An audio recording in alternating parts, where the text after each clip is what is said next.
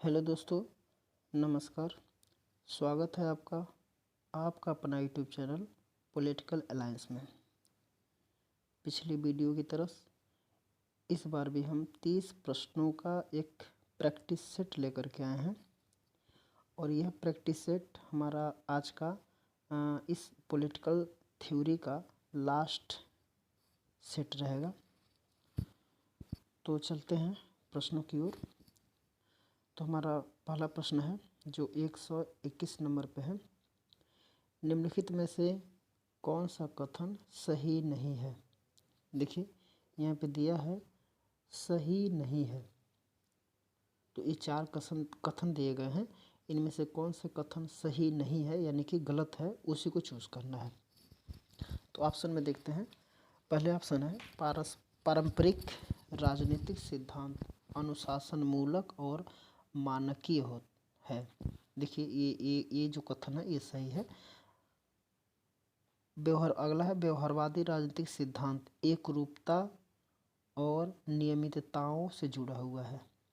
देखिए व्यवहारवादी राजनीतिक सिद्धांत के लिए एकरूपता नियमितता ये होता है। उत्तर व्यवहारवादी राजनीतिक सिद्धांत कार्यवाही और संगतता से जुड़ा हुआ है। देखिए ये भी सही है। उत्तर व्यवहारवादी राजनीतिक सिद्धांत समग्रात्मकता नहीं है। समग्रात्मकता नहीं है, नहीं, ये उत्तर व्यवहारवादी राजनीतिक सिद्धांत समग्रात्मक होता है। तो इसका राइट आंसर हो जाएगा ऑप्शन नंबर डी। ये जो हमारा ऑप्शन नंबर डी जो है ये गलत है। अगला है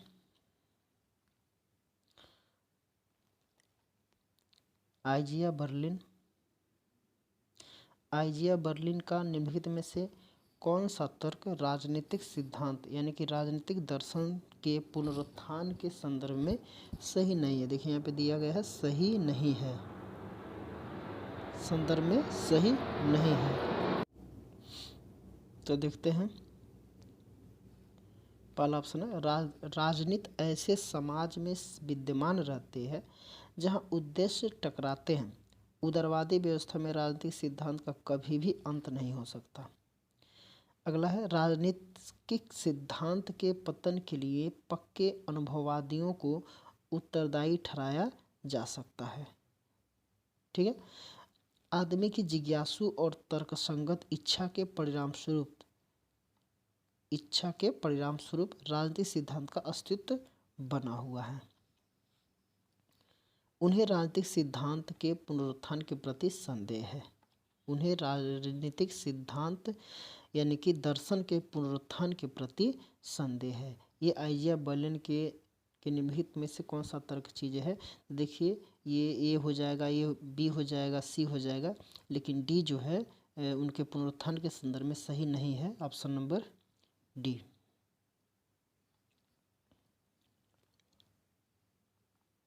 अगला प्रश्न है निम्नलिखित में से किसने the zigzag of politics लिखा है? The zigzag of politics के लेखक कौन है? तो जॉन रॉल्स है, F.A. हेयक है, आर नाजिक है, जे हैबरमास है। तो इसका राइट आंसर हो जाएगा आर नाजिक। अगला प्रश्न है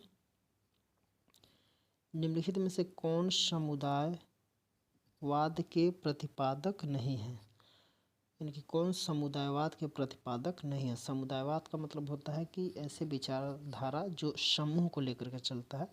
देखिए यहाँ पे ऑप्शन है Alistair MacIntyre, Michael Sandel, Michael Walzer और फ्रेडरिक हेयक। तो इसका राइट आंसर जो हो जाएगा समुदायवाद के प्रतिपादक नहीं है। तो देखिए ये भी समुदायवाद के प्रतिपादक हैं, ये भी समुदायवाद के प्रतिपादक हैं, ये भी हैं, लेकिन ये फ्रेडरिक हेयक नहीं है, ये समुदायवादी नहीं है। अगला प्रश्न है देखिए पे लिखा कि निम्नलिखित में से कौन लोकतंत्र की विशेषता है। देखिए लिखा है कि लोकतंत्र की विशेषता है। अब लोकतंत्र को सब लोग जानते हैं कि जनता की इच्छा के अनुसार शासन वगैरह होता है, सबको समान रूप से देखता है। बाकी इसके कई विशेषताएं होते हैं।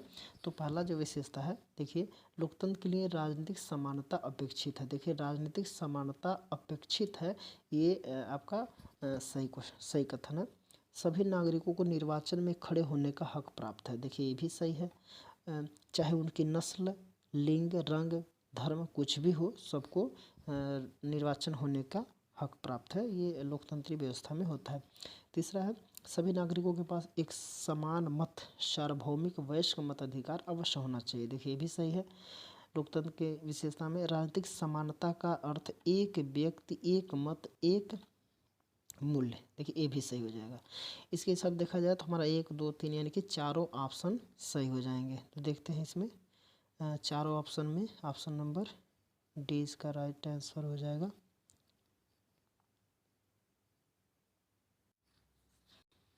अगला प्रश्न है हमारा, जो सूची 1 और सूची 2 दिया गया है, जिसका मिलान करना है। तो एक तरफ दिया है लेखकों का नाम और एक तरफ दिया पुस्तकों का नाम। तो देखते हैं कि कौन सा पुस्तक, कौन सा लेखक की कौन सी पुस्तक है। तो पहले नंबर पर दिया है, देखिए ब्रायन बैरी। तो ब्रायन बैरी का जो यह है पुस्तक, इसमें से the liberal theory of justice. देखिए इसका सीधा चौथा हो जाएगा। सुजैन मोलर ऑकिन, जो सुजैन मोलर ऑकिन है, इनका जो हो जाएगा justice, gender and family. Justice, gender and family. Amartya Sen की जो पुस्तक होती है, अमर्त्य सेन की जो पुस्तक है आइडिया ऑफ जस्टिस, और टॉम कैंपबेल का जस्टिस। तो इसके हिसाब से देखते हैं कि क्या इसका उत्तर हो जाएगा 4, 3, 2, 1, अर्थात ऑप्शन नंबर ए हो जाएगा। अगला प्रश्न है, निम्नलिखित में से कौन से मार्क्सवादी सिद्धांत में लेनिन का योगदान है। देखिए यहाँ पे दिया है लेनिन का जो योगदान है मार्क्सवादी सिद्धांत में, लेनिन का योगदान क्या है। तो सर्वहारा के अग्रदल के रूप में पार्टी का उनका सिद्धांत, जो क्रांति के पहले और बाद दोनों में जनसाधारण का मार्गदर्शन करता है, ये भी है उनका योगदान में। पूंजीवादी साम्राज्यवाद का उनका सिद्धांत, जिसको उन्होंने पूंजीवाद के मध्यवर्ती चरण के रूप में माना है। देखिए ये नहीं हो सकता है। विश्व के प्रथम सर्वहारा राज्य के पुनर्निर्माण के लिए उनका विचार है, ये सही है। क्रांति की रणनीति और कार्यनीति का उनका सिद्धांत है। क्रांति वो करते थे, उसके लिए रणनीति भी बनाते थे। ठीक है, तो ये भी आंसर उसका सही हो जाएगा। तो इसके हिसाब से हो जाएगा 1, 3 और 4। तो देखते हैं 1 और 3, 4, 1, 3 और 4, अर्थात ऑप्शन नंबर बी इसका राइट आंसर हो जाएगा। अगला प्रश्न है, निम्नलिखित में से कौन एक विचारधारा, आइडियोलॉजी की विशेषता नहीं, यानी कि विचारधारा की विशेषता नहीं है। ये ध्यान है। एक राजनीतिक विश्वास प्रणाली, राजनीतिक विचारों का एक कार्यवाही उन्मुख समुच्चय, एक विशेष सामाजिक वर्ग या सामाजिक समूह का वैश्विक दृष्टिकोण। वे राजनीतिक विचार जो वर्ग या सामाजिक हितों को समाविष्ट या स्पष्ट नहीं करते। देखिए एक राजनीतिक विश्वास प्रणाली ये विचारधारा से संबंधित है। कार्रवाई उन्मुख समुच्चय भी है, सामूहिक और वैश्विक दृष्टिकोण है, ये भी है। वे राजनीतिक विचार जो वर्ग या सामाजिक हितों को समाविष्ट या स्पष्ट नहीं करते हैं, ये एक विचारधारा जो होती है आइडियोलॉजी, उसकी विशेषता ये नहीं होती है। तो एक ही यही है। आप पूछ रहा है कि कौन नहीं है, तो last option, option number D जो नहीं है, तो यही इसका, इस प्रश्न का राइट आंसर हो जाएगा। अगला प्रश्न है, किसी क्रांति के संबंध में निम्नलिखित में से कौन से तत्व सही हैं। संविधान में परिवर्तन, एक शासन एक वर्ग दूसरे शासक वर्ग द्वारा प्रतिस्थापित होता है, राजनीतिक संस्थाओं में परिवर्तन, सामाजिक, आर्थिक और राजनीतिक संरचनाओं में मौलिक परिवर्तन। तो इसका जो है कौन से तत्व सही है, तो इसको हमको लग रहा है कि चारों तत्व सही हो जाएंगे, तो इसका हो जाएगा ऑप्शन नंबर डी। अगला प्रश्न है, लोकतांत्रिक शांति सिद्धांत व्यापक रूप से किसके लेख से संबंधित है? तो इसका इमैनुअल कांट है, वाल्टेयर है, माइकल डॉयल है, ब्रूस रसेट है, थॉमस क्रिस्टेसन है, थॉमस सेलिंग है, महात्मा गांधी है, जवाहरलाल नेहरू है। तो जो ये लोकतांत्रिक शांति सिद्धांत जो है व्यापक रूप से किसके लेखों से संबंधित है? तो इसका राइट आंसर हो जाएगा माइकल डॉयल और ब्रूस रसेट, ये इनका सिद्धांत है। अगला प्रश्न है, राजनीतिक सिद्धांत की शास्त्रीय परंपरा को जांच की एक साझा विचारधारा माना जाता है। राजनीतिक सिद्धांत की शास्त्रीय परंपरा का मतलब होता है जो परंपरा से प्राचीन चीज़ें होती है उसको शास्त्रीय बोला जाता है, क्लासिकल बोला जाता है। जांच की एक साझा विचारधारा माना जाता है क्योंकि इनमें तर्क की शैली एवं तरीके में एकत्व है। इसके विषय में शैली में एकत्व है, नहीं ये तो नहीं हो सकता। समान लक्ष्य ढूंढने में एकत्व है, ये भी नहीं हो सकता। मनुष्य जाति के लिए साझी दूरदर्शिता प्राप्त करने में एकत्व है, ये भी नहीं हो सकता। तो इसका राइट आंसर हो जाएगा ऑप्शन नंबर ए। अगला प्रश्न है, अभिसरण सिद्धांत। देखिए यहाँ पे लिखा है अभिसरण सिद्धांत यानी कि कन्वर्जेंस थ्योरी में किसके बीच अभिसरण का उल्लेख किया गया है? उन्नत पूंजीवाद और विकसित समाजवाद में। विनिर्माता राष्ट्र तथा कच्चे माल के आपूर्तिकर्ता देश ने, ये नहीं हो सकता है अभिसरण सिद्धांत में। अंतर्राष्ट्रीय संगठन में राष्ट्रहित, ये भी नहीं हो सकता। जलवायु परिवर्तन में निपटने हेतु साझा नीति अपनाने की आवश्यकता, ये भी नहीं हो सकता। तो इसका राइट आंसर हो जाएगा ऑप्शन नंबर ए। ठीक है, इसका राइट आंसर क्या हो जाएगा? ऑप्शन नंबर ए। अगला प्रश्न है, किसने शास्त्रीय परंपरा का उल्लेख एपिक थ्योरी, देखिए यहाँ पे एपिक थ्योरी के रूप में किया है? और किसने किया है? तो आइजिया बर्लिन दिया है, कार्ल पॉपर दिया है, सेल्डन वोलिन दिया है, माइकल ओक्सार्ट दिया है। तो इसका राइट आंसर हो जाएगा Sheldon Wolin, option number C. अगला प्रश्न है, ये आशंका किसने व्यक्त की कि मार्क्स के सर्वहारा वर्ग की तानाशाही सर्वहारा वर्ग पर तानाशाही हो जाएगा? तो इसका जो दिया है लॉशैन दिया है, प्रूदो दिया है। देखिए प्रूदो नहीं है, प्रूदो जो था कि वो इस तरह से बोलता था कि संपत्ति चोरी है, ध्यान रहे ये प्रूदो जो है इसका प्रश्न बहुत आता है, संपत्ति चोरी है, ठीक है ना। संपत्ति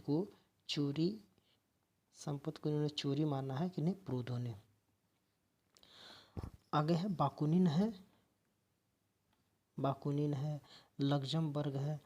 तो इसका राइट आंसर हो जाएगा यह आशंका किसने व्यक्त की कि मार्क्स के सर्वहारा वर्ग के तानाशाही, देखिए तानाशाही सर्वहारा वर्ग पर तानाशाही हो जाएगा, तो ये बाकुनिन ने बोला था। इस तरीके से ये आशंका जताया था इन्होंने। अगला प्रश्न जो अभिकथन से संबंधित है, तो अभिकथन ए और दूसरे को तर्क यानी कि आर को तर्क माना गया है। तो यानी कि अभिकथन ए में जो दिया गया है क्या उसका तर्क आर प्रस्तुत करता है कि नहीं करता, यही देखना है। देखिए दिया है कि लेनिन का शक्ति पर क्रांतिकारी आधिपत्य, जो लेनिन है तो लेनिन की शक्ति पर क्रांतिकारी आधिपत्य होना आकस्मिक शासन परिवर्तन के समान है तथा यह मार्क्सवाद को नकारता है। देखिए ये कथन सही है।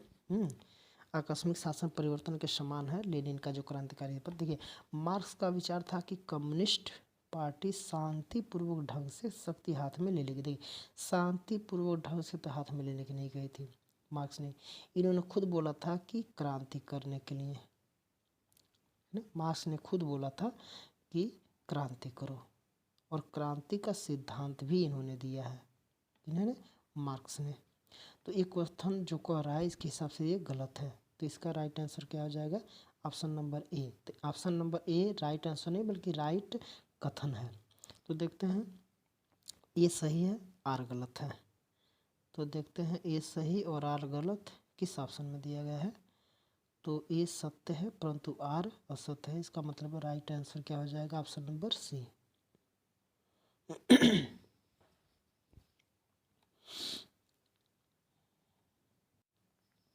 अगला प्रश्न है, किसने इस विचार पर संदेह प्रकट किया कि लॉक गौरवपूर्ण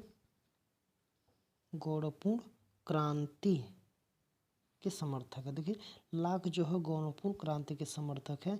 ये किस विचार पर संदेह प्रकट किया गया?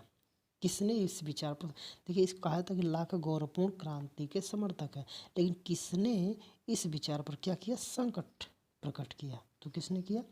तो इसका राइट आंसर हो जाएगा, देखिए टॉनी ऑप्शन में दिया है। टॉनी ये हो नहीं सकते हैं, सेबान भी नहीं हो सकता, इस तरह से मैक्सफर्सन भी नहीं हो सकता। तो राइट आंसर यही चौथे नंबर पे होगा।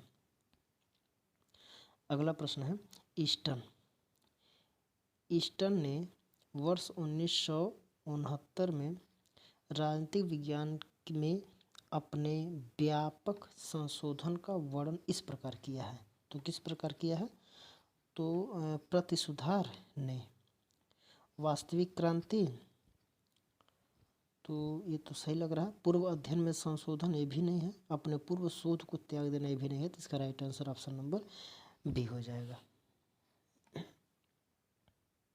अगला प्रश्न फिर कथन और तर्क से आ गया है, तो इसको भी हम देखेंगे।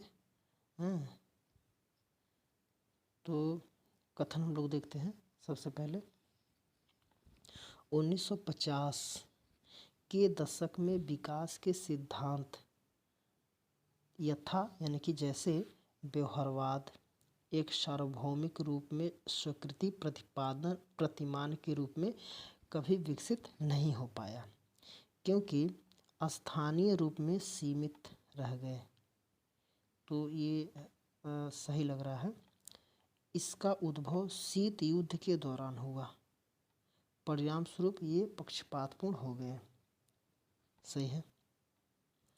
तो ए भी सही है, आर भी सही है।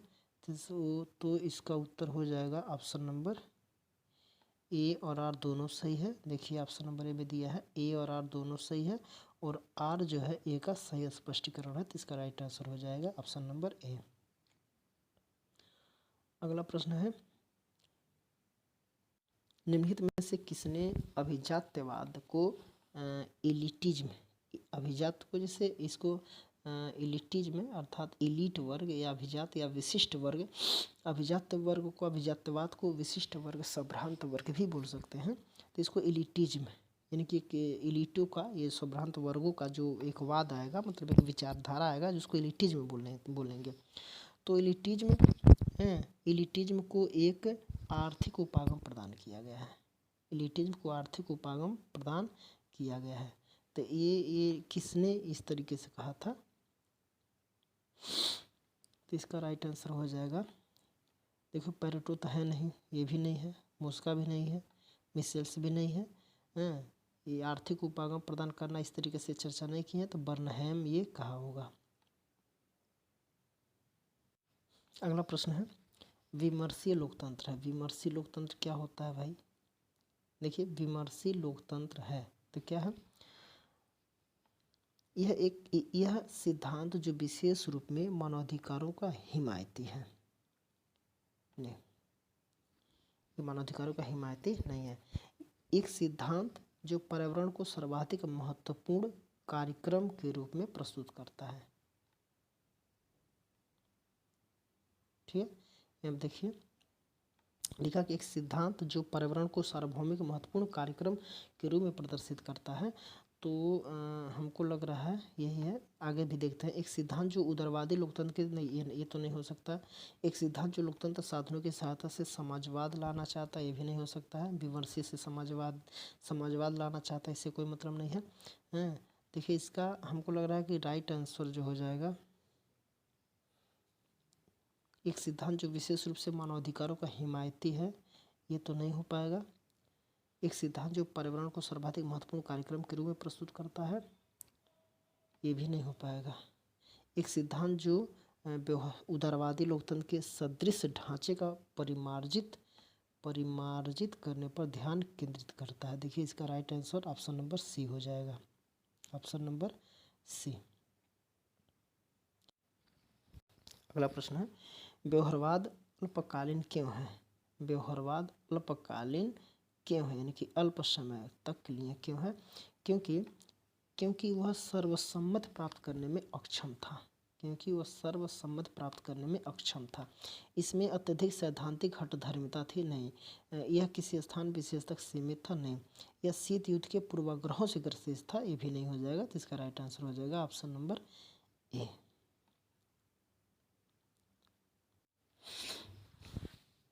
अगला प्रश्न है, ईस्टर्न के अनुसार कौन सी शताब्दी वैज्ञानिक विधि का युग है? ईस्टर्न के अनुसार, देखिए ईस्टर्न के अनुसार कौन सी शताब्दी वैज्ञानिक विधि का युग है? वैज्ञानिक विधि का युग है ये ईस्टर्न के अनुसार देखिए 17वीं शताब्दी, 18वीं शताब्दी, 19वीं शताब्दी, 20वीं शताब्दी। देखिए शताब्दी का 17वीं शताब्दी का मतलब ये हुआ कि 1600 प्लस, ऐसे लिख देंगे। 17वीं शताब्दी का मतलब ये हुआ कि ये 1600 के बाद का, ठीक है। 18वीं शताब्दी का मतलब हुआ 1700 के बाद का। 19वीं शताब्दी का मतलब ये हुआ कि 2000। 19वीं शताब्दी का मतलब ये हुआ 1800 के बाद का। और 20वीं शताब्दी का मतलब हुआ कि 1900 के बाद का काल, ठीक है। तो ईस्टर्न के अनुसार कौन सी शताब्दी, ये इसमें से कौन सी शताब्दी वैज्ञानिक विधि का युग माना जाता है? तो इसका राइट आंसर हो जाएगा 19वीं शताब्दी, यानी कि 1800 बाद के जितने काल थे उनको वैज्ञानिक विधि का युग माना जाता है। अगला प्रश्न है, वैधता के वेबर उपागम के विकल्प के रूप में वैधीकरण का संकट, देखिए वैधीकरण का संकट विकसित किया गया। ये वेबर के वैधता के वेबर उपागम के विकल्प के रूप में वैधीकरण संकट विकसित किया गया है। तो ये है मिली बैंड और स्वीजी द्वारा, प्लेखानोव और लेनिन द्वारा, कामू और सात्रो द्वारा, हैबरमास और ऑफे द्वारा। तो इसका राइट आंसर हो जाएगा हैबरमास और ऑफे द्वारा, ठीक है। तो इसका राइट आंसर हो जाएगा ऑप्शन नंबर डी। इसका right answer option number D. अगला प्रश्न है, यह किसने कहा है कि क्रांति का अभिप्राय किसी एक भूभागीय राजनीतिक सत्ता को चलाने वाले किसी प्रभारी समूह का किसी अन्य समूह द्वारा सशक्त आकस्मिक प्रतिस्थापन है। तो इसका जो दिया है पहले नंबर पे हन्ना आरेंट, इसको बोला जाता है हैन्ना नहीं, इसको बोला जाता है हन्ना बोला जाता है, हन्ना आरेंट। थेडा स्कॉक पॉल है, क्रेन ब्रिंटन, ह्यूबर्ट जॉनसन। तो इसका राइट आंसर हो जाएगा क्रेन ब्रिंटन।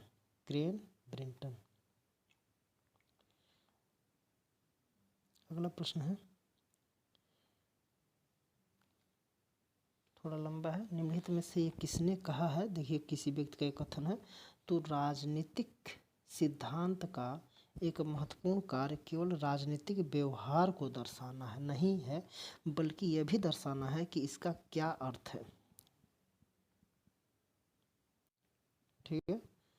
तो ये दर्शाने के लिए किसी प्रथा का क्या अर्थ है, इसका क्या अर्थ होना चाहिए, राजनीतिक सिद्धांत को बदल सकता है जो वह कथन है। तो इसका राइट आंसर हो जाएगा GH सेवाएं। निम्नलिखित में से यह किसका कथन है कि विचारधारा संपूर्ण सामाजिक विज्ञान में सर्वाधिक भ्रामक अवधारणा है? तो इसका राइट आंसर हो जाएगा डेविड मैकलेलन।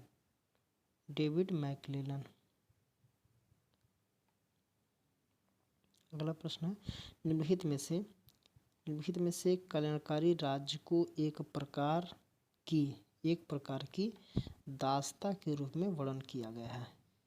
किसने किया है इस तरीके से वर्णन? तो कार्ल पॉपर है, ये भी नहीं किया है। हेयक है, ये भी नहीं किया है। नॉजिक है, ये किया है। नॉजिक ने किया है। मिल्टन फ्रीडमैन भी नहीं किया है, ये भी नहीं किया, ये भी नहीं किया। ऑप्शन इसका क्या हो जाएगा? Option number C. अगला प्रश्न है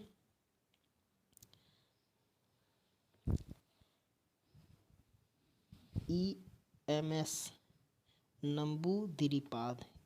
EMS नंबूदिरीपाद की पुस्तक, क्या पुस्तक का नाम है? The Mahatma and the ism में निम्नलिखित में से किस विचारधारा के दृष्टिकोण से महात्मा गांधी का विश्लेषण किया गया है? श्रमिक संघवाद है, साम्राज्यवाद है, उदारवाद है और मार्क्सवाद है। ठीक है, तो इसका राइट आंसर जो हो जाएगा मार्क्सवाद। ठीक है, अगला प्रश्न है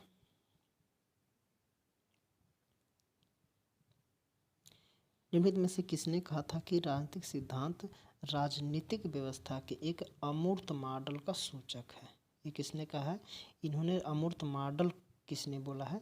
देखिए, TP जेनकिन है, RA ढल है, WT ब्लूम है, वेस्टिड है। इसका राइट आंसर हो जाएगा WT ब्लूम। और ये लास्ट प्रश्न है, इस सीरीज का सबसे लास्ट प्रश्न है, और इसी के साथ ये पॉलिटिकल थ्योरी का जो सीरीज चल रहा था ये समाप्त हो जाएगा। जॉन रॉल्स की सामाजिक न्याय की अवधारणा को निम्नलिखित में से किसने एक मरीचिका, देखिए मरीचिका के रूप में खारिज किया था? मैक्स फर्सन है, फ्रेडरिक हेयक है, आइजिया बर्लिन है, रॉबर्ट नॉजिक है। तो इसका राइट आंसर हो जाएगा फ्रेडरिक हेयक। ठीक है, इसका राइट आंसर क्या हो जाएगा? फ्रेडरिक हेयक। तो आज के लिए इतना ही। ये हमारा 5 सेट में पॉलिटिकल थ्योरी का प्रैक्टिस सेट था। तो 5 सेट समाप्त हो गया है। तो आगे हम लोग नए सब्जेक्ट को हम लोग लेकर के आएंगे प्रैक्टिस सेट में ही। तब तक के लिए नमस्कार।